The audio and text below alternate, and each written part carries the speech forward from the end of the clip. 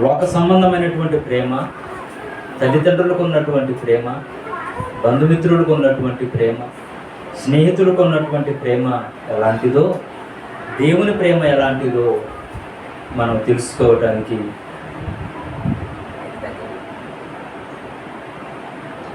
చక్కగా పాట ద్వారా వినబడుతుందంటే సరిపోతుందా?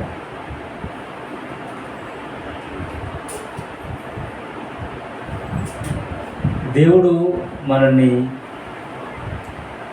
సిద్ధపరుస్తున్నాడు ఇలాంటి పాటల ద్వారా. ఒక శిల్పి ఒక శిల్పాన్ని చెక్కడానికి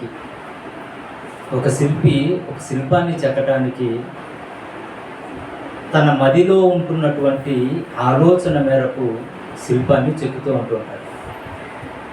ఆ శిల్పం చెక్కుతున్నప్పుడు రూపం అనేది కనిపించాలి.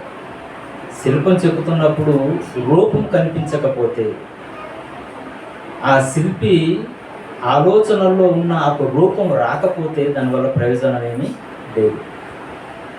తన మనసులో ఒక ఆకారాన్ని చెయ్యాలి అనుకున్నప్పుడు ఆ ఆకారము తన మదిలో తనకు కనబడుతున్నప్పుడు ఆ మదిలో కనబడుతున్నటువంటి ఆ ఒక రూపు కళ్ళకు కూడా అందంగా కనబడే విధంగా ఉండాలి. అప్పుడే ఆ కళ్ళతో మనం చూసినప్పుడు ఇది ఫలానా రూపము అని మనం చెప్పగలం. అర్థం చేసుకోండి. ఒక శిల్పి తన మదిలో ఒక రూపాన్ని ఊహించుకుంటాడు. ఆ ఊహించుకున్నప్పుడు ఆ మదిలో ఒక రూపం కనబడుతుంది. రూపం కనబడినప్పుడు ఆ శిల్పి ఆ ఒక శిల్పాన్ని తయారు చేస్తున్నప్పుడు ఆ రూపురేఖలు అనేవి రావాలి. ఆ రూపురేఖలు వచ్చే విధంగా ఆ ఒక శిల్పికారి చెక్కుతూ ఆ కళ్ళకు కనబడినప్పుడు ఆ మదిలో ఏ రూపమైతే కనబడిందో ఆ రూపం కళ్ళకు కూడా కనబడాలి. అప్పుడే ఆ ఒక శిల్పి నైపుణ్యత అనేది తెలుస్తుంది. ఆ శిల్పికి ఆనందం కలుగుతుంది కదా. ఆయన అనుకున్న రూపం కాకుండా వేరే రూపం వచ్చింది అనుకోండి. ఒక చిత్రకారుడు ఒక బొమ్మని గీయమన్నప్పుడు, పలానా బొమ్మ గీయమన్నప్పుడు ఆ బొమ్మ కాకుండా వేరే రూపం వచ్చింది అనుకోండి, సాటిస్ఫాక్షన్గా ఉంటాడా? ఆనందంగా ఉంటాడా? అంటే ఉండలేడు. నేను అనుకున్నది వేరు, ఇక్కడ వచ్చింది వేరు. అంటే అంత యాక్టివ్గా నేను దాన్ని గీయలేకపోయాను అనే బాధ అనేది ఉంటుంది. దేవుడు మనల్ని కూడా చెక్కుతున్నాడు. దేవుడు మనల్ని ఎలా చెక్కాలనుకున్నాడో ఆ విధంగా చెక్కడానికి ప్రయత్నం చేస్తున్నాడు. ఏమంటే ఏ విధంగా చెక్కాలనుకున్నాడో ఆ విధంగా చెక్కే ప్రయత్నం దేవుడు చేస్తున్నాడు. అయితే కొన్ని సందర్భాలలో చెక్కుతున్నటువంటి శిల్పికి ఆ ఏ పదార్థం అయితే ఉందో ఆ పదార్థం సహకరించకపోవచ్చు. అర్థమైందండి? చెక్కుతున్నటువంటి శిల్పికి ఏ పదార్థం పెట్టి చెక్కాలనుకుంటాడో ఆ పదార్థం సహకరించకపోవచ్చు. అంటే ఆ శిల్పి చెక్కుతున్నప్పుడు అది పగిలిపోవడం కానీ ఊడిపోవడం కానీ జరుగుతుండొచ్చు. అంటే ఆ మెటీరియల్ అనేది సరైనది కాదు అనేది మనకు అర్థమవుతుంది. అలాంటప్పుడు శిల్పి బాధపడతాడు. అంటే సరైనటువంటి మెటీరియల్ తీసుకొని వచ్చి ఆ మెటీరియల్ని తను అనుకున్న రూపంలో తీర్చాలని అనుకుంటాడు. దేవుడు మనల్ని చెక్కాలనుకుంటున్నాడు. ఎలా చెక్కాలనుకుంటున్నాడు అంటే వాక్యముతో తన గుణలక్షణాలు వచ్చే విధంగా చెక్కాలనుకుంటున్నాడు క్రైస్తవుని. దేవుని మదిలో ఉన్నది ఏంటంటే ఆయన ఒకటే ఆ మాట చెప్తున్నప్పుడు మనకి ఇది మైండ్లో గుర్తుకు రావాలి. నేను పరిశుద్ధుడిని కనుక మీరు కూడా పరిశుద్ధులుగా ఉండండి. అంటే ఆయన పరిశుద్ధుడు. ఆయన మైండ్లో మనం ఎలా ఉండాలని కోరుకుంటున్నాడు? పరిశుద్ధులుగా ఉండాలనుకుంటున్నాడు. అంటే పరిశుద్ధులుగా ఉండే విధంగా చెక్కడానికి ఆయన గుణలక్షణాలు మనలో అలవర్చడానికి వాక్యం ద్వారా మనల్ని సిద్ధం చేస్తున్నాడు. వాక్యంతో మనల్ని సిద్ధం చేస్తున్నాడు. అంటే ఏ వాక్యం అయితే మనం వింటున్నామో, ఏ వాక్యం అయితే మనం చదువుతున్నామో ఆ వాక్యంలో ఉన్నటువంటి భావాల్ని మనం ఆలోచిస్తున్నప్పుడు దేవునిలా ఉండాలి అని దేవుడు కోరుతున్నాడు. అందుకనే ప్రభు అయినటువంటి యేసుక్రీస్తు వారిని లోకానికి పంపించి ప్రేమ ఎలా ఉంటుంది అంటే ఎవరిని చూపిస్తున్నారు అంటే యేసుక్రీస్తు వారిని చూపిస్తున్నారు. నేను ప్రేమించాను అని దేవుడు చెప్తున్నప్పుడు మనకు అర్థం కాకపోవచ్చు. దేవుడు నేను ప్రేమించాను అని చెప్పినప్పుడు మనకు అర్థం కానప్పుడు అసలు ప్రేమ అంటే ఎలా ఉంటుంది అంటే ఒక రూపాన్ని చూపిస్తున్నారు. ఆయనే ప్రభు అయినటువంటి యేసుక్రీస్తు వారు. ఆయన ఈ భూలోకానికి వచ్చి ఏమండి ఆయన చూపించినటువంటి ప్రేమను బట్టి యేసుక్రీస్తు వారు ప్రేమ ఒకటిగా మనకు కనిపిస్తుంది. ప్రేమ అంటేనే యేసుక్రీస్తు వారు, యేసుక్రీస్తు వారు అంటేనే ప్రేమ.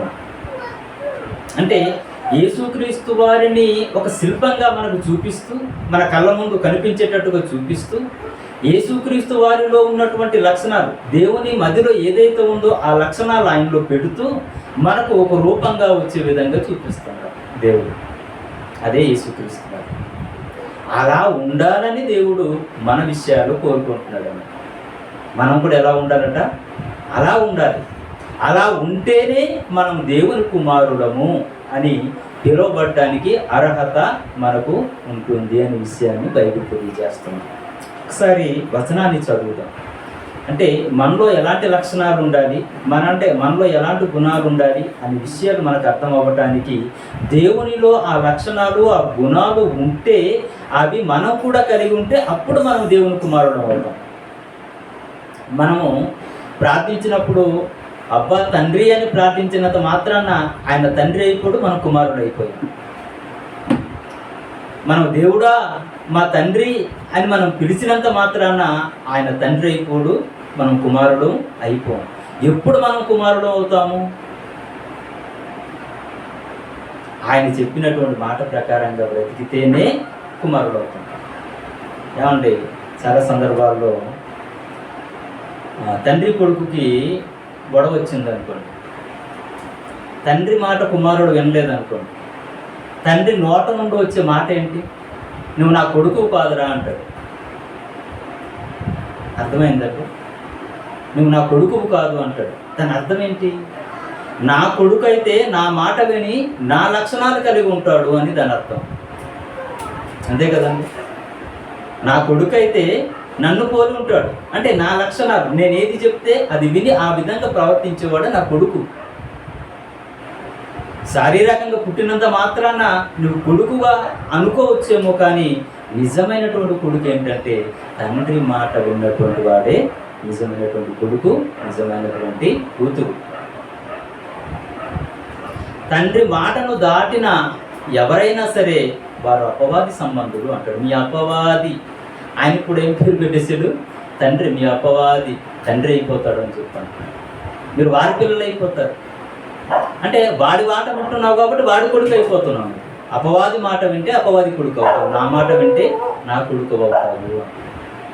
కాబట్టి మనకు ఎవరి గుణాలు ఉండాలి, ఎవరి లక్షణాలు ఉండాలి అంటే మనలను ప్రేమిస్తున్నటువంటి మన కన్న తండ్రి అయినటువంటి దేవుని గుణాలు ఉండాలి, దేవుని లక్షణాలు ఉండాలి. ఒక మాటని మనం చదువుతాం.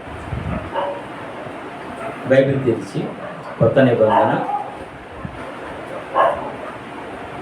వైద్యుడైనటువంటి లూకా గారు రాసినటువంటి లూకా సువార్త 35వ వచనాన్ని ఒకసారి మనం చదువుదాం.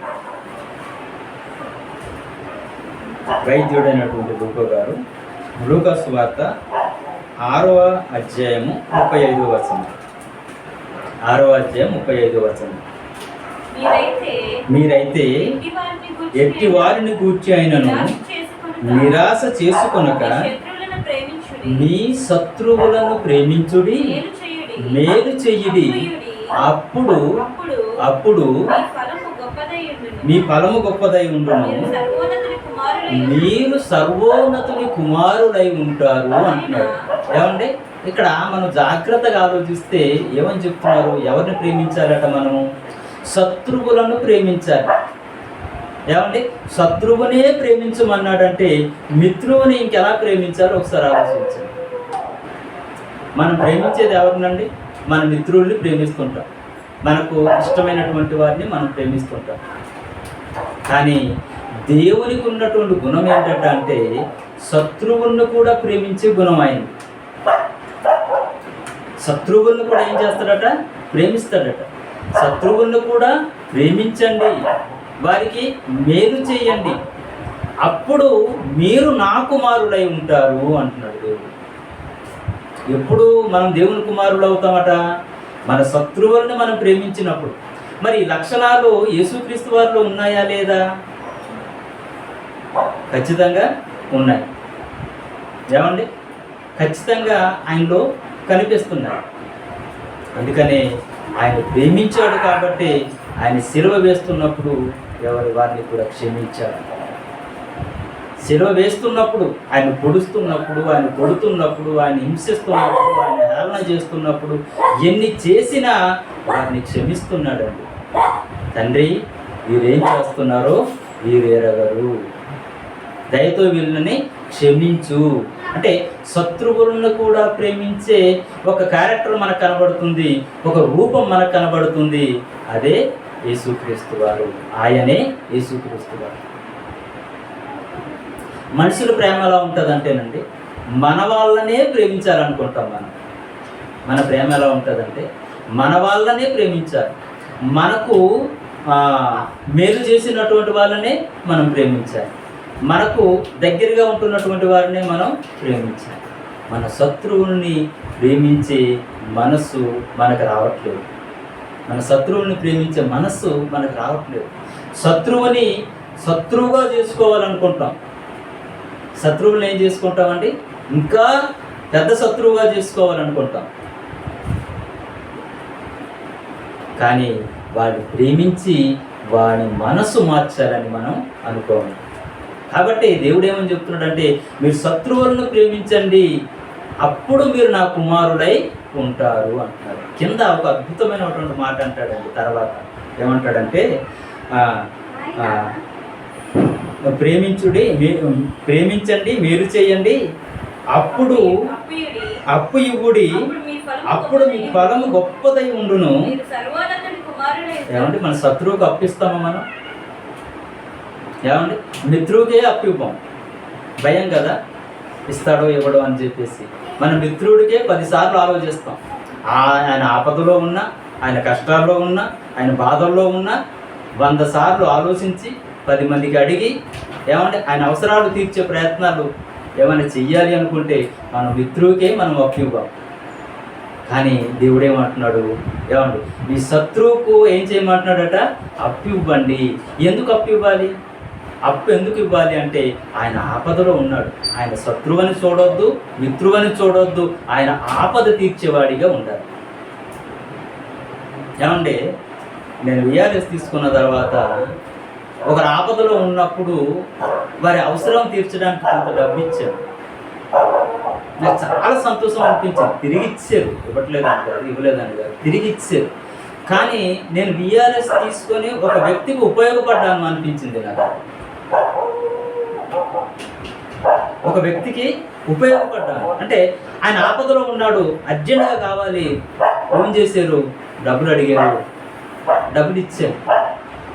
మళ్ళీ తిరిగి ఆయన మనకు అనుకున్న టయానికి మళ్ళీ ఇస్తానన్నారు, ఆయన ఇచ్చారు. కానీ ఆయన అవసరం తీరింది అక్కడ. అప్పుడు సెల్ఫ్ సాటిస్ఫాక్షన్ ఎలా ఉంటుందండి? ఎంత సంతోషంగా ఉంటుంది. ఆయన అవసరం తీర్చడం అనేది మన బాధ్యత తీర్చుకోవాలి. ఇస్తాడా, ఇవ్వడా, ఇలా ఇలా మనం ఆలోచిస్తున్నప్పుడు వేరేగా ఉంటుంది మన మైండ్. రేవంతుడు దేవునికి వెళ్ళారా, అవసరం తీర్చే విధంగా ఆయన ఆపదలో ఉన్నాడు. ఆ ఆపద ఎలాంటిదో మనకు తెలియకపోవచ్చు. ఏమంటే అది మాత్రం ఆయనకి చాలా గొప్పదై ఉండొచ్చు. ఆ సమయంలో ఎవరైతే ఆపదల్లో ఆదుకుంటారో వాళ్ళు ఎలా చూస్తారంటే ఆయన దేవుళ్ళలా చూస్తారండి. అంత భయంకరమైనటువంటి పరిస్థితులు కొందరి జీవితాల్లో ఉంటూ ఉంటాయి.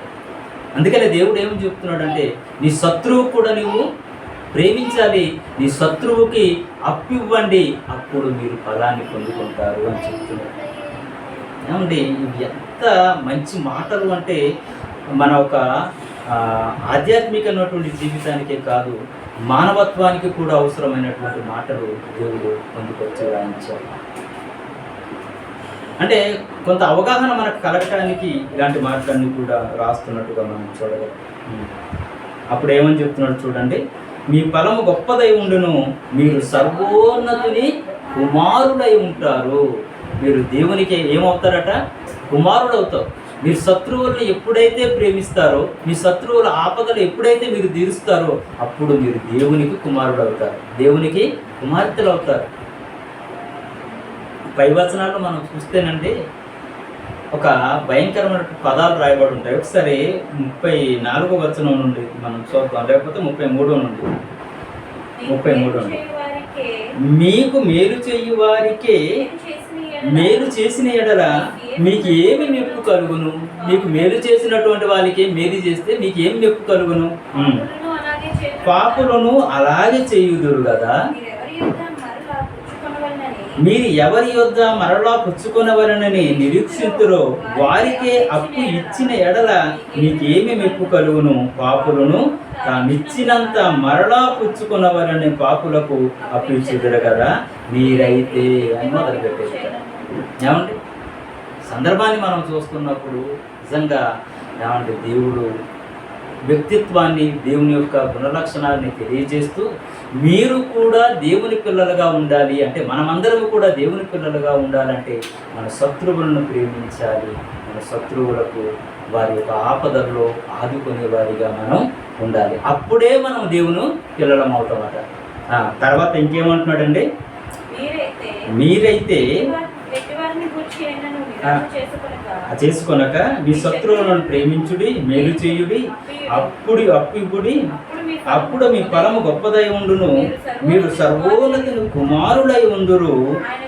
ఆయన బాగా ఆలోచించండి ఇక్కడ, ఆయన కృతజ్ఞత లేని వారి ఎడలను దుష్టుల ఎడలను ఉపకారి అయి ఉన్నాడు. ఏమండి, ఎవరి ఎడల ఆయన ఉపకారి అయి ఉన్నాడటండి? ఎవరికి ఉపకారం చేస్తున్నాడట? కృతజ్ఞత లేని వారికి ఉపకారిగా ఉన్నాడటండి. ఏమండి, మనమైతే కృతజ్ఞత లేని వారి గురించి ఎన్నెన్ని మాటలు మాట్లాడతాం ఒకసారి ఆలోచించండి. ఎంత తెప్పి పొడుస్తామండి బాబు, ఎన్ని మాటలు అంటామండి. నా అవసరం తీరిపోయింది, ఆయనకి అవసరానికి నన్ను వాడుకున్నాడు అని లేనిపోని మాటలు అంటామండి. అంటే ఆ ఫలాన్ని మనం పోగొట్టుకుంటున్నాం. కృతజ్ఞత అంటే మనం ఎదుటివారికి సహాయం చేయడమే కదండి. ఏదో సహాయం చేసింది, మనం సహాయం చేసినప్పుడు అవతల వ్యక్తి కృతజ్ఞత చూపించలేదనుకోండి, అప్పుడు మనకి ఎంత మండిపోతుందో, ఎంత కోపం వచ్చేస్తుందో, ఏమని ఎన్ని మాట్లాడాలో అన్ని మాట్లాడేస్తామండి. కానీ దేవుని క్యారెక్టర్ ఏంటో తెలుసా? కృతజ్ఞత లేని వారికి కూడా మేలు చేసేవాడటండి దేవుడు. దేవుడు అంటేనే ఇలాంటి లక్షణాలు ఉండాలి. దేవుడు ప్రతిఫలాన్ని ఆశించేవాడు కాదు, దేవుడు పంచేవాడు. దేవుడు ఏం చేసేవాడండి? పంచేవాడు, తన ప్రేమను పంచేవాడు, మనుషులకు కావలసినవన్నీ కూడా పంచేవాడు. ఈ మాట చదువుతున్నప్పుడు ఏంటి, దేవుని ప్రేమ ఇలా ఉంటుందా? కృతజ్ఞత లేని వారి పట్ల కూడా ఆయన మేలు చేస్తాడా? ఏమంటే చాలా సందర్భాల్లో మనం దేవుని విషయంలో పొరపాటు పడుతూ ఉంటుంటాం. నాకు మేలు చేయలేదు అని బాధపడుతుంటుంటాం. మనకు చేసిన మేళ్ళన్నీ మర్చిపోతామండి. మనం అనుకున్నది జరగకపోతే అప్పుడు బాధపడిపోతుంటాం. మనం గత కాలంలో మనకు చేసినటువంటి మేళ్ళను పక్కన పెట్టేస్తున్నాం. గత కాలంలో దేవుడు చేసినటువంటి కార్యాన్ని మనం పక్కన పెట్టేసి ఇప్పుడు మనం ఏదైతే అనుకుంటామో అది జరగకపోయేసరికి దేవుడు నాకు మేలు చేయలేదు అనుకుంటుంటాం. మనం ఏమండి, ఒకసారి ఆలోచిద్దాం. ఇది ఎంతవరకు న్యాయం అండి? మేలు దేవుని చేత పొందాం. మనం పొందినటువంటి మనము ఇప్పుడు నా పరిస్థితిని బట్టి, నా అవసరాన్ని బట్టి ఇప్పుడు నాకు దేవుడు మేలు చేయకపోతే దేవుడు మేలు చేయలేదని ఒక మాటలు కొట్టి పారేస్తాం. కానీ దేవుడు ఎలాంటి వాడో తెలుసా? కృతజ్ఞత లేని వారికి కూడా ఆయన మేలు చేసేవాడట. కృతజ్ఞత లేని వారికి కూడా ఆయన మేలు చేసేవాడు. మంచి మాట ఒక బైబిల్ గ్రంథంలో ఒకసారి చూద్దాం, మనకు బాగా అర్థం అవ్వడానికి. మత్తయి సువార్త 5వ అధ్యాయం. మత్తయి సువార్త 5వ అధ్యాయం 44వ వచనం నుండి ఒకసారి చదువుతామండి. నేను మీతో చెప్పినదేమనగా, మత్తయి సువార్త 5వ అధ్యాయం 44. నేను మీతో చెప్పినదేమనగా, నేను మీతో చెప్పినదేమనగా, మీరు పరలోకమందున్న మీ తండ్రికి కుమారులై ఉండునట్లు, మీరు మీ పరలోకమందున్న మీ తండ్రికి కుమారులై ఉండునట్లు మీ శత్రువులను ప్రేమించుడి, మీ శత్రువులను ప్రేమించుడి, మిమ్మల్ని హింసించు వారి కొరకు ప్రార్థన చేయుడి. ఆయన చెడ్డవారి మీదను. చూడండి, ఆయన ఏమని చెప్తున్నాడు? మీ శత్రువులను ప్రేమించండి, మిమ్మల్ని హింసించు వారిని ప్రేమించండి, కృతజ్ఞత చూపించండి ఏమండి అని చెబుతూ, అప్పుడు మీరు కుమారులు అయి ఉండునట్లు, అంటే మీరు దేవునికి కుమారులు కుమార్తెలుగా ఉండాలి అంటే ఇవన్నీ చెయ్యాలి అని చెబుతూ 45వ వచనంలో ఆయన చెడ్డవారి మీదను మంచివారి మీదను ఏం చేస్తున్నాడటండి? ఆయన చెడ్డవారి మీదను మంచివారి మీదను తన సూర్యుని ఉదయింపజేసి. ఎవరు సూర్యుడట? తన సూర్యుడు, దేవుని సూర్యుడు. సూర్యుడు మన సూర్యుడు అండి. మనం తయారు చేసుకున్నామా? శాస్త్రవేత్తలు ఏమైనా తయారు చేశారా? ఏమండి ఆధ్యాత్మికవేత్తలు ఎవరైనా తయారు చేశారా? ఏమంటే గొప్ప వ్యక్తులుగా పిలువబడుతున్నటువంటి వారు ఎవరైనా తయారు చేశారా? సూర్యుడిని ఎవరు తయారు చేశారండి? సూర్యుని ఎవరు తయారు చేశారు అంటే మనం ఎవ్వరి పేరు కూడా చెప్పడానికి అవకాశము లేదు. ఫలానా పేరు అని చెప్పడానికి అవకాశము లేదు. తన సూర్యుని ఏం చేస్తున్నాడట? ఉదయింపజేసి. ఎవరు చేస్తున్నారు ఈ పని? సూర్యుని మండించే పని ఎవరు చేస్తున్నారు? సూర్యుని ఉదయింపజేసే పని ఎవరు చేస్తున్నారు? సూర్యుని నుండి వెలుగు రప్పించే పని ఎవరు చేస్తున్నారు? దేవుడే కదా. ఎవరి మీద అట? మంచివారి మీద చెడ్డవారి మీద కూడా, ఇద్దరి మీద కూడానండి ఈక్వల్గా ప్రేమ చూపిస్తున్నాడండి. అంతే కదా. ఈయన చెడ్డవాడు కాబట్టి సగం వెలుగు ఈయనకి ఇవ్వాలనుకుంటున్నాడా దేవుడు? లేదు. ఈయన మంచివాడు కాబట్టి ఈయనకే వెలుగు ఇవ్వాలని దేవుడు అనుకుంటున్నాడా? లేదు. దేవుడి ప్రేమ ఎలా ఉందంటే ఒకసారి ఆలోచిద్దాం. మంచివారి మీదను చెడ్డవారి మీదను తన సూర్యుని ఉదయింపజేసి, తన సూర్యుని ఉదయింపజేసి నీతిమంతుల మీదను అనీతిమంతుల మీదను వర్షము కురిపింపజేస్తున్నాడు. ఏమండి? నీతిమంతుల మీదను అనీతిమంతుల మీదను ఆయన వర్షాన్ని కురిపింపజేస్తున్నాడు. అంటే ఈరోజు మనం క్షేమంగా ఉన్నామంటే, రైతు పంట పండిస్తున్నాడు అంటే దానికి కారణం ఎవరండి? దేవుడే కదండి. రైతు పంట పండించకపోతే మనకు ఆహారం ఎక్కడి నుండి వస్తుంది? మన దగ్గర డబ్బులు ఉన్నాయి, పంట లేదనుకోండి, కొనుక్కోగలమా? కొనుక్కోలేము. ఏదైనా సరే రైతు దగ్గర నుండి రావలసిందే, రైతు దగ్గర నుండి రావాల్సింది. మరి రైతు పండించాలంటే రైతుకి ఏముండాలి? వర్షం ఉండాలి, వేడి ఉండాలి కదండి, మంచు ఉండాలి. ఇవన్నీ ఉంటేనే కానీ రైతు పండించలేడు. రైతు ఏం చేస్తాడు? విత్తనాన్ని వేస్తాడు. రైతు ఏం చేస్తాడండి? విత్తనాన్ని వేస్తాడు, ఇంటికి వెళ్ళి గుర్ర పెట్టుకొని పడుకుంటాడు. కానీ భూమికి ఆ విత్తనాన్ని మొలకెత్తే గుణం అనేది ఎవరు కలగజేస్తున్నాడు? దేవుడే కదండి. మనం విత్తనం వేసేస్తున్నాము, విత్తనం వేసి వచ్చేస్తున్నాం, కానీ అది విత్తనం ఏమవ్వాలండి? మొలకెత్తాలి, మొక్క అవ్వాలి, వృక్షం అవ్వాలి, దాంట్లో నుండి ఫలాలు రావాలి. ఈ కార్యక్రమం అంతా ఎవరు చేస్తున్నారు? మొక్క బయటకు వచ్చిన తర్వాత దానికి సూర్యరశ్మి కావాలి కదా, దాన్ని సూర్యుని ఎవరు ఉదయింపజేస్తున్నారు? దేవుడే.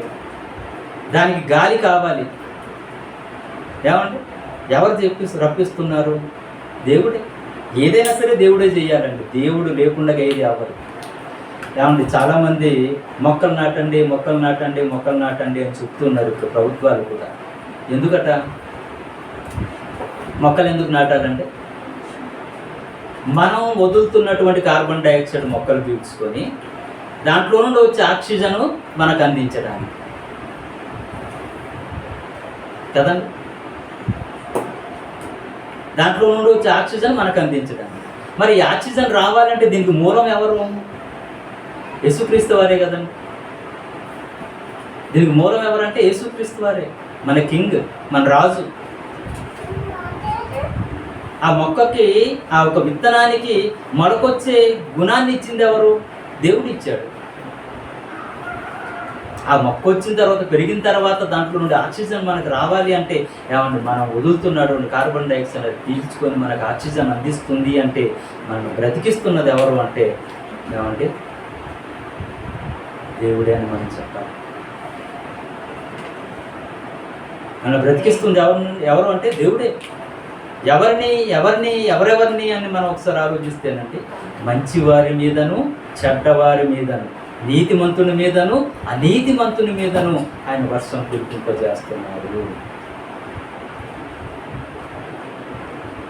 ప్రేమటువంటి దేవుని పిల్లారా, ఈ మాటలు చదువుతున్నప్పుడు అండి దేవుడు చేస్తున్నటువంటి కార్యాలు ఎలా ఉంటున్నాయో ఒకసారి ఆలోచించండి. ప్రకృతిని నడిపిస్తున్నది ఎవరు అంటే దేవుడు అండి. సూర్యుని మండిస్తున్నది ఎవరు అంటే దేవుడు. వర్షాన్ని కురిపిస్తున్నది ఎవరు అంటే దేవుడు. ఆ దేవుడు దేవుడు దేవుడు అనే పదం మనకు కనిపించకపోతే, వినిపించకపోతే ఏమండి మనం ఏమైపోతాం? మనం అనుకోవచ్చు శ్రమను నమ్ముకోండి అని. శ్రమశక్తే అనుకుంటాం, మంచిదే, అది కొంతవరకు మంచిది. శ్రమశక్తి, మనం కష్టపడితేనే కానీ ఏదైనా మనం సంపాదించుకోలేము. కష్టపడటానికి వనరులు ఉండాలి కదా.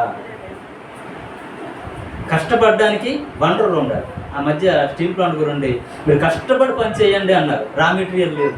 కష్టపడి పని చేస్తాం, రా మెటీరియల్ ఉండాలి కదా మనకు. రా మెటీరియల్ లేకుండా కష్టపడి పని చేస్తే ఎక్కడ నుండి ఎలా దేనితో కష్టపడాలి?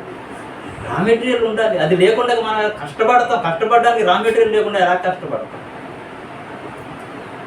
శ్రమశక్తిని నమ్ముకోండి అని చెప్తున్నటువంటి వారు, శ్రమను నమ్ముకోండి, ఇదే దేవుడు లేడు అని చెప్పేస్తున్నటువంటి వారికి అసలు ఈ యొక్క వనరులు అనేవి లేకపోతే నువ్వు ఎలా శ్రమ చేయడానికి అవకాశం ఉంది? నేను విత్తనం వేస్తానండి, విత్తనం వేసిన తర్వాత పండలేదనుకోండి, మొలక రాలేదనుకోండి, దానివల్ల ఉపయోగం ఉంది? అది మొలకొస్తేనే కదా దానికి నీరు పెట్టడం కానీ, దానికి ఎరువు వేయడం కానీ, దానికి కంచి కట్టడం కానీ ఇవన్నీ నేను చేస్తాను. కానీ మొదటగా మొలక రావాలి కదా. అదెవరు చేస్తున్నారు? ఆ మూలాల్లోనికి మనం వెళ్ళాం.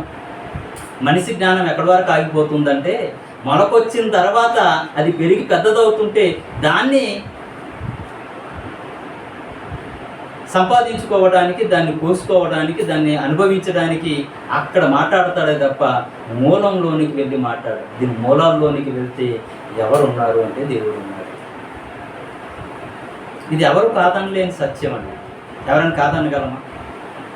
సైంటిస్ట్ అయినా కాదనగలడా? మా డిపార్ట్మెంట్లో ఒక అబ్బాయి ఉండేవారు.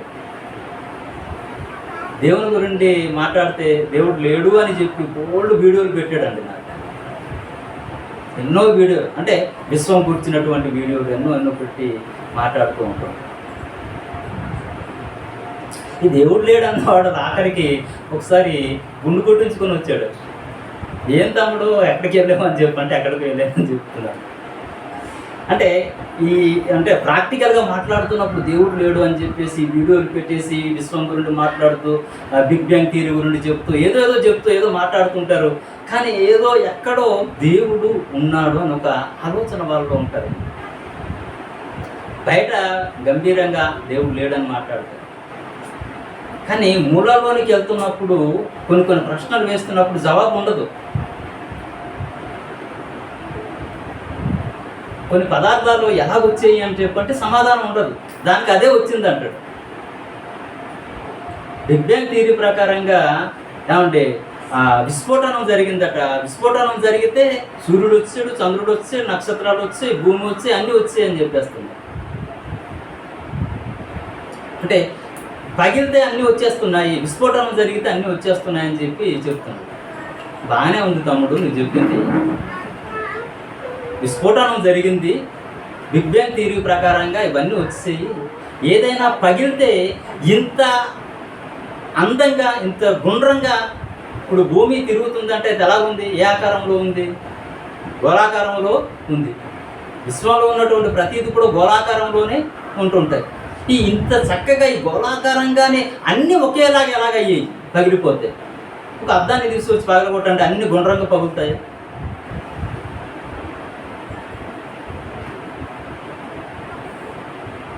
అలా మాట్లాడుతూ ఓకే, ఏదో మనకు ఆహార పదార్థాలు అన్నీ వస్తున్నాయి కదా, ఇన్ని ఆహార పదార్థాలు వస్తున్నప్పుడు ఈ ఆహార పదార్థాల్లో ఈ విటమిన్ ఉండాలి అని చెప్పేసి ఎవరు చెప్పారు దానికి?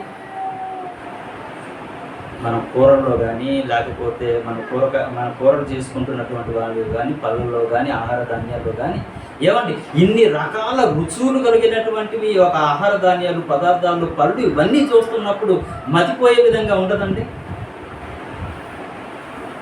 మనం వాటర్ తాగుతున్నప్పుడే దీంట్లో బోల్డ్ మినరల్స్ ఉన్నాయని చెప్తుంటుంటారు. వాటర్ తాగండి అని చెప్తుంటారు డాక్టర్ దగ్గరికి వెళ్తే. ఎందుకు తాగాలి వాటర్? నీరు ఎందుకు తాగాలి? అందులో మినరల్స్ ఉన్నాయి కాబట్టి. నీకు మినరల్స్ ఏమైనా లోపం వస్తే ఆ లోప సంబంధమైనటువంటి రోగం వస్తుంది కాబట్టి. ప్రోటీన్స్ ఉన్నటువంటి వాటి ఆహార పదార్థాలు తినండి అంటాడు. ఆ ప్రోటీన్స్ లేకపోతే నీకు అనారోగ్యం చేస్తుంది కాబట్టి. విటమిన్స్ కావాల్సినటువంటివి అయ్యండి అన్ని ఆహార పదార్థాల్లో ఇవన్నీ ఉన్నాయంటే ఏ ఆలోచన లేకుండా అవి దానికి అదే అలా వచ్చాయి అంటారు. ఏమండి ఈ మొక్క ఇక్కడ ఎదుగుతుంది, ఏమీ లేకుండా ఎదుగుతుందా? వాన నీరుందండి, బాటలో ఏముంది? నీరుంది.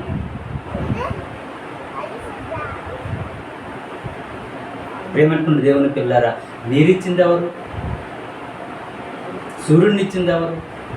గాలినిచ్చింది ఎవరు? ఎవరు ఇవ్వగలరు చెప్పండి? ఏదో ఆక్సిజన్ సాంబర్స్ ఎక్కడో ఇప్పుడు పెట్టవచ్చు. ఎక్కడి నుండి తీసుకున్నారు వాళ్ళందరూ కూడా? ప్రకృతి నుండి తీసుకున్నది కదండి. ప్రకృతి నుండి తీసుకున్నదే. ప్రేమటువంటి దేవుని పిల్లారా, దేవుడు ఎవరెవరి మీద ప్రేమ చూపిస్తున్నాడట, మేలు చేస్తున్నాడట? మంచివారి మీద, చెడ్డవారి మీద, నీతిమంతుల మీద, అనీతిమంతుల మీద, కృతజ్ఞత లేని వారి మీద కూడా ఆయన కృప చూపిస్తున్నాడు. ఎంత గొప్ప దేవుడు అండి మనం నమ్ముకున్నటువంటి దేవుడు. ఇంకా ఎందుకు ఆలస్యం చేస్తాం ఆయన్ని నమ్ముకోవటానికి, లేకపోతే తెలుసుకోవటానికి? ఒకసారి ఆలోచిస్తేనండి, ఇంత గొప్ప దేవుణ్ణి కలిగినటువంటి మనము, అంటే మనం చదువుకున్నాం కాబట్టి ప్రాక్టికల్గా మనకు అవగాహన కావాలి కాబట్టి ఇవన్నీ చెప్పుకోవాలి, మనం మాట్లాడుకోవాలి. చదువుకున్నటువంటి మనము దేవుడు అనే ఒక మూఢనమ్మకం కాదు. అది దేవుడు అనేది మూఢనమ్మకం కాదు. మూఢనమ్మకాలు వేరేగా ఉంటాయి. మూఢనమ్మకాలు ఎలా ఉంటాయండి? వేరేగా ఉంటాయి. అది గుడ్డిగా నమ్మేవారు మూఢనమ్మకాలతో నమ్ముతున్నారు. అది కాదు. దేవుడు అంటే సాక్ష్యం లేకుండా ఏది చేయలేదు. ఒక మాట చదువుతాము. అపోస్తుల కార్యం 14వ అధ్యాయం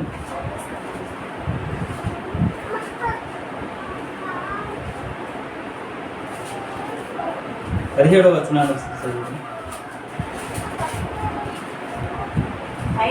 అయినను ఆయన ఆకాశం నుండి మీకు వర్షమును, అయినను ఆకాశము నుండి మీకు వర్షమును, ఫలవంతములైనటువంటి ఋతువులను దయచేయచ్చు, ఆహారమును అనుగ్రహించుచు, ఉల్లాసముతో మీ హృదయములను నింపుచు, మేలు చేయుట చేత ఏంటంట తన్ను గూర్చి సాక్ష్యము లేకుండా చెయ్యలేదని బిగ్గరగా చెప్పి. ఏమండి? సాక్ష్యం లేకుండా ఆయన ఏమి చేయలేదు. ఇప్పుడు దేవుడు ఉన్నాడు అనడానికి సాక్ష్యం ఉందా లేదా? సూర్యుని ఎవరు తయారు చేశారు? ఎవరి పేరు మనం చెప్పలేము. అంటే ఇంకెవరి పేరు చెప్పాలి? దేవుడి పేరే చెప్పాలి. సాక్ష్యం ఉందా లేదా దేవుడు చేసేదానికి? భూమిని ఎవరు తయారు చేశారు? మనిషి ఎవ్వరు తయారు చేయలేదు. ఇన్ని కోట్ల సంవత్సరాల నుండి భూమి పండుతూనే ఉంది. ఇంత పెద్ద విశ్వాన్ని ఎవరు తయారు చేశారు? దేవుడి పేరు తప్ప ఇంకెవరి పేరు మనం చెప్పలేము. అంటే సాక్ష్యం లేకుండా దేవుడు లేడా? అది మూఢనమ్మకమా? దేవుడు అనేది మూఢనమ్మకం అండి? కాదు. దేవుడు అనేది మూఢనమ్మకం ఎట్టి పరిస్థితుల్లో కాదు. సైన్స్ సైన్స్ సైన్స్ అనుకుంటున్నటువంటి వారికి కొంత అవగాహనతో కొంత మేరకు సైన్స్ని తప్పు పట్టడం లేదు. మనం సైన్స్ అభివృద్ధి చెందడానికి, మనుషులు డెవలప్ అవ్వడానికి సైన్స్ కావాలి. కానీ సైన్సే దేవుడు లేడు అనే విధంగా చెప్తే మాత్రం అది రైట్ కాదు. సైన్స్ అనేది ఎందుకంటే అభివృద్ధి చెందడానికి, ఉన్న ఆ ఒక రా మెటీరియల్ని వినియోగించుకోవడానికి, ఉపయోగించుకోవడానికి, వాడుకోవడానికి సైన్స్ అనేది అవసరం. ఉన్న రా మెటీరియల్ని ఎలా వాడుకోవాలి, దాన్ని ఎలా ఉపయోగించుకోవాలి, దాన్ని సైన్స్గా మనం వాడుకోవచ్చు, తప్పులేదు. కానీ మూలం ఉంది కదా, ఆ మూలం గురించి మనం తెలుసుకునే ప్రయత్నం చేయాలి. ఐరన్ అనేది మనకు రూపంగా కనబడుతుంది కదండి. ఐరన్ ఐరన్ ఐరన్ రాడ్స్ అవి చూస్తాం, రూపంగా కనబడుతుంది. దాని మూలాల్లోనికి వెళ్తే ఎలా ఉంటుంది? అది మట్టిలా ఉంటుంది, ఇసుక రేణువులాగా, ఏమంటే చిన్న మట్టిలాగా ఉంటుంది పదార్థంలోనికి వెళ్ళి మనం ఆలోచిస్తాం. కానీ ఐరన్గా తయారు చేసుకున్నది సైన్స్. మనం డెవలప్ అవుతున్న కొద్దీ మనం దాన్ని తయారు చేసుకుంటాం ఏదైనా సరే. అంత మాత్రాన దేవుడు లేడు అనడం అనేది రైటు కాదు. అందుకని దేవుడు ఏంటంటే సాక్ష్యం లేకుండా ఏది ఆయన చేయలేదటండి. సాక్ష్యం లేకుండా ఏది ఆయన చేయలేదంటున్నాడు. మరొకసారి చూద్దాం. అయినను ఆయన ఆకాశం నుండి మీకు వర్షమును, ఆకాశం నుండి మీకు వర్షమును, ఫలవంతమైనటువంటి ఋతువులు. ఏమండి? ఋతువులు మనం అనుభవిస్తున్నామా లేదా? ఋతువులు మనం అనుభవిస్తున్నాం. అది ఎవరు పెట్టారండి? ఎవరు పెట్టారు? అంటే ప్రతీది కూడా ఒక క్రమ పద్ధతిలో దేవుడు పెట్టాడండి. అందుకనే సీజనల్గా వస్తున్నటువంటివి ఏవైనా మనం ఆరగిస్తూ ఉంటుంటాం. సీజనల్ ఫ్రూట్స్ కానీ, సీజనల్ ఆహార ధాన్యాలు కానీ, సీజనల్గా వస్తున్నట్టు ప్రతీది మనం అనుభవిస్తున్నాం. ఏమంటే అన్ని కాలాలు మనం అనుభవిస్తున్నాం. ఇది ఎవరు పెట్టారు అంటే దేవుడే పెట్టారు. బలవంతమైనటువంటి ఋతువులను దయచేయచ్చు దయచేయచ్చు అంటే ఎవరు మనకి ఇస్తున్నారు అనేది మనం అర్థం చేసుకోవాలి. ఎవరు ఇస్తున్నారు అంటే మళ్ళీ క్వశ్చన్ వేసుకుంటే ఎవరు? దేవుడే. ఇక వేరే ఆప్షన్ లేదు, వేరే వాళ్ళ పేరు చెప్పడానికి ఆస్కారం లేదు. దయచేయచ్చు, ఆహారం అనుగ్రహించుచు ఉల్లాసముతో మీ హృదయములను నింపుతున్నాడట. ఆహారం అనుగ్రహిస్తున్నారు. నిజంగా ఆహారం లేకపోతే పరిస్థితి ఏంటి? మన పరిస్థితి ఏంటండి? చావే కదా మనకు. ఆ చావు నుండి తప్పిస్తున్నది ఎవరు? ఎవరండి? దేవుడే.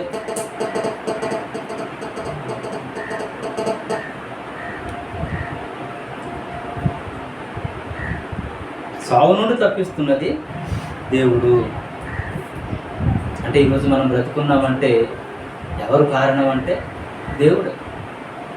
అంటే మనం ప్రత్యక్షంగా కనబడకపోయినా ఇండైరెక్ట్గా మనం ఆలోచించాలంటే ఆహారం లేదనుకోని ఏమైపోతామండి? చచ్చిపోతాం కదా. ఆహారం లేకపోతే చచ్చిపోతాం, గాలి లేకపోతే చచ్చిపోతాం. ఆహారం లేకుండా ఒక 52 రోజులు పొట్టి శ్రీరాములు గారు బతికారు. ఆహారం లేకపోయినా బతకొచ్చు. నీరు లేకపోతే బతకలేమంట.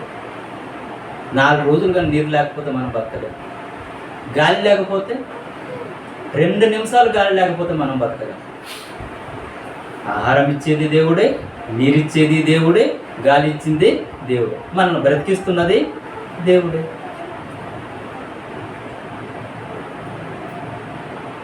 లోతుల్లోనికి వెళ్ళి ఆలోచిస్తేనండి, దేవుడు తప్ప మనకు వేరే దిక్కు లేదు. దేవుడు తప్ప మనకు వేరే దిక్కు లేదు, దేవుడే మనకు దిక్కు. ప్రేమటువంటి దేవుని పిల్లారా, ఈ మాటల్ని మనం జాగ్రత్తగా ఆలోచిద్దాం. ఆహారం అనుగ్రహించుతూ ఉల్లాసంతో మేము హృదయములను నింపుచూ మేలు చేయుట చేత తను గూర్చి సాక్ష్యం లేకుండా చేయలేదని బిగ్గరగా చెప్పిరి. ఇశ్రాయేలు ప్రజల గురించి కూడా మాట్లాడుతూ దేవుడు ఒక మాట అంటాడు చూడండి. కీర్తనల గ్రంథము 145వ అధ్యాయం 9వ వచనం. కీర్తనల గ్రంథము 145వ అధ్యాయము 9వ వచనం. 145వ అధ్యాయం 9వ వచనంలో యెహోవా అందరికీ ఉపకారి. ఎవరటండి? యెహోవా దేవుడు అందరికీ ఉపకారి, ఆయన కనికరములు ఆయన సమస్త కార్యముల మీద ఉన్నవి అండి. ఆయన కనికరములు ఆయన సమస్త కార్యముల మీద ఉన్నవి అంటే ఆయన కనికరపడ్డాడు కాబట్టి సమస్త కార్యములు జరిగిస్తున్నాడు. సూర్యుని రప్పిస్తున్నాడు, వర్షాన్ని రప్పిస్తున్నాడు, గాలిని మన దగ్గరకు వచ్చేటట్టు చేస్తున్నాడు, పంటను పండిస్తున్నాడు. ఏమంటే ఇన్ని కార్యాలు ఎవరు చేస్తున్నారు అంటే దేవుడు. మనల్ని బ్రతికిస్తున్నది ఎవరు అంటే దేవుడు. ప్రేమైనటువంటి దేవుని పిల్లారా, ఒకసారి ఇప్పుడు మనం ఆలోచిద్దాం. మనం ఏమని మాట్లాడుకున్నామండి? కృతజ్ఞత లేని వారి మీద కూడా ఆయన ఏం చూపిస్తున్నాడట? దయ చూపించే దేవుడు. కృతజ్ఞత లేని వారి కూడా, లేని వారి మీద కూడా. ఒకసారి దేవుడు అనగానే ఏమండి, క్రైస్తవ ఉద్దేశంతో ఆలోచించి మీ క్రైస్తవ దేవుడు, మా దేవుడు, ఈ దేవుడు, ఆ దేవుడు అనే విధంగా ఆలోచించకుండా దేవుడు అనే ఒక ఆలోచనలో ఉంటే ప్రతి ఒక్కరు కూడా నిజ దేవుడు ఎవరో తెలుసుకుంటారండి. దేవుడు అనే ఒక కాన్సెప్ట్లోనికి వాళ్ళు వెళ్ళి ఆలోచించగలిగితే, దేవుడు ఉన్నాడు అని మొదటగా నమ్మగలిగితే, ఆ తర్వాత నిజ దేవుడు ఎవరో వారికి అర్థమవుతుంది. నిజదేవుడు ఎవరో అర్థమవుతుంది. ఆ నిజదేవుడిని తెలుసుకునే ప్రయత్నంలోనే మనం అందరం కూడా ముందుకు కొనసాగాలి.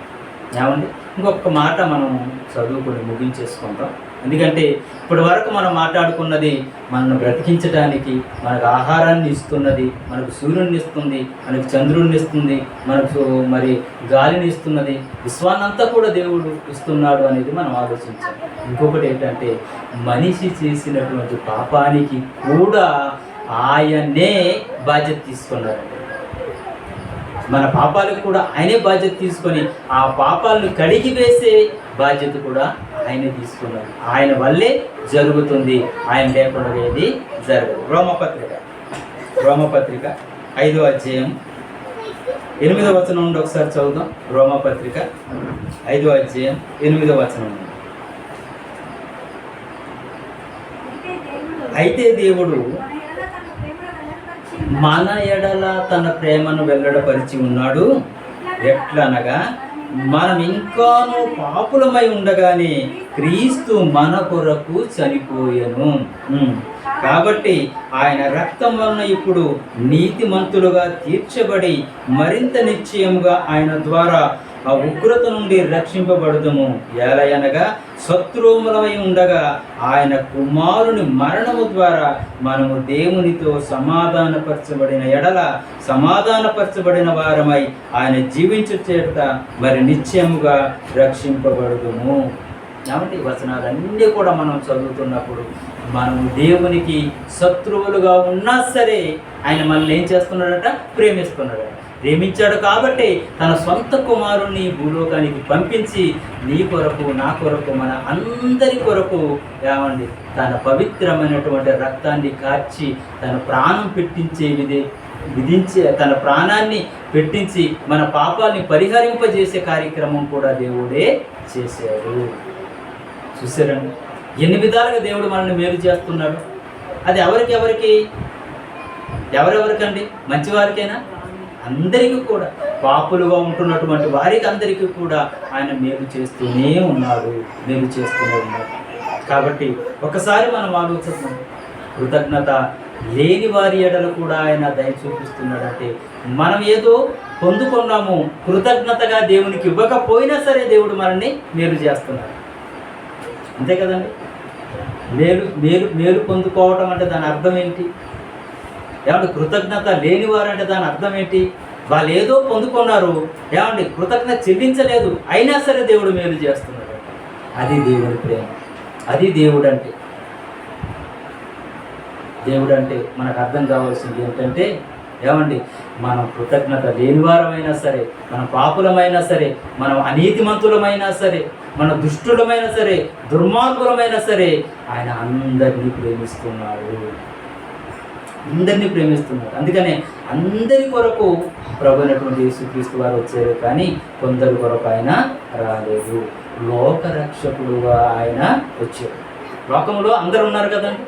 నీతిమంతులు ఉన్నారు, అనీతిమంతులు ఉన్నారు, లేకపోతే దుష్టులు ఉన్నారు, దాంట్లో కృతజ్ఞత లేని వారు ఉన్నారు, మేలు మరిచిపోయినటువంటి వారు ఉన్నారు. ఇలాంటి వారు అందరి కొరకు ప్రభు అయినటువంటి యేసుక్రీస్తు వారు భూమి మీదకి వచ్చి అందరికీ ప్రాణం పెట్టడానికి, అందరి కొరకు ప్రాణం పెట్టడానికి లోకరక్షకుడుగా ఆయన భూమి మీదకి అవతరించారు.